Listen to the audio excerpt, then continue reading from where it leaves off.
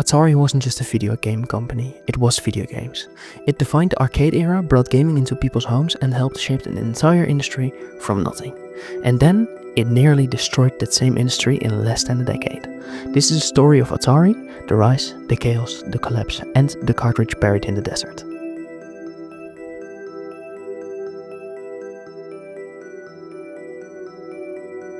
It's the early 1970s. Computers are the size of rooms, and the idea of a video game sounds like science fiction. Then comes Pong, a simple table tennis game developed by a company called Atari, founded by Nolan Bushnell. Pong hits arcades like a storm. It's addictive, easy to understand, and fun. And suddenly, video games go from a novelty to a business. By the mid-1970s, Atari releases the Atari 2600, one of the first home gaming consoles. It lets people play games like Space Invaders and Asteroids in their living rooms. It's a revolution. Atari becomes a household name, and the company is making hundreds of millions of dollars. In 1982, its revenue hits $2 billion, the equivalent of over $6 billion today.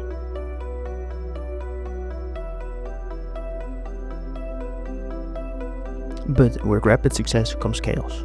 Atari is owned by Warner Communications, and there's tension between the creative developers and corporate executive. The company is growing fast, but without structure. Developers are underpaid, games are rushed, and the result?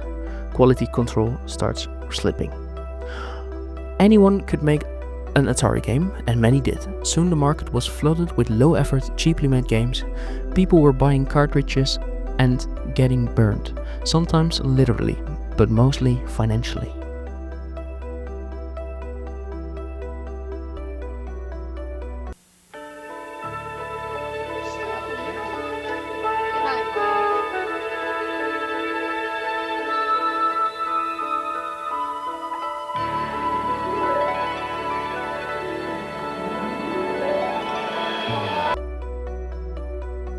The final blow came in 1982.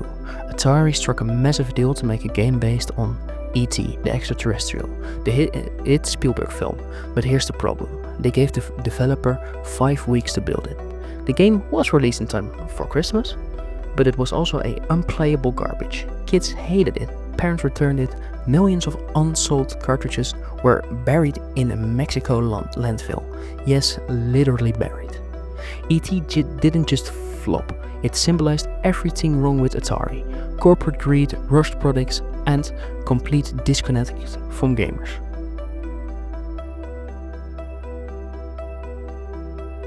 By 1983, it all came crashing down. Oversaturation, bad games, and shattered consumer trust caused the entire video game industry in North America to collapse.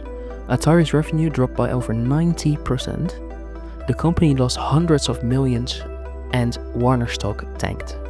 The once mighty Atari was split up, sold off, and gutted. The video game boom it helped start had completely self-destructed, and Atari was in the center of it.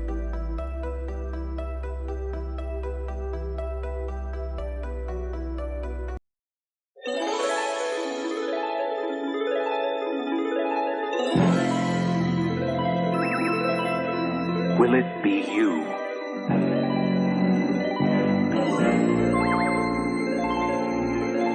Will your...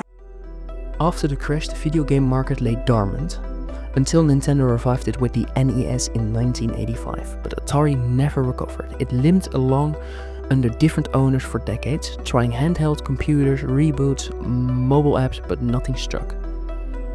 The brand became more of a logo than a company. Today the name Atari still exists technically.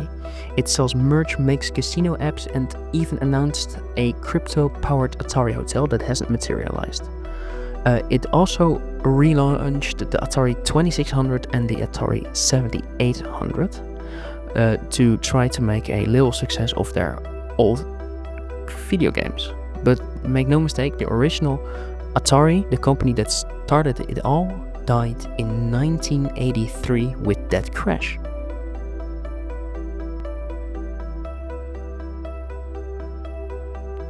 So what happened to Atari? They were pioneers, innovators, visionaries, but they were also unprepared, mismanaged, and consumed by hype. They created the industry, then broke it, and left a lesson that would shape gaming forever. That is, Innovation needs patience, creativity needs support, and hype isn't enough. If you like this video, hit like, subscribe, and drop a comment about improvements I could make. This is Legacy Erased. Thank you for watching.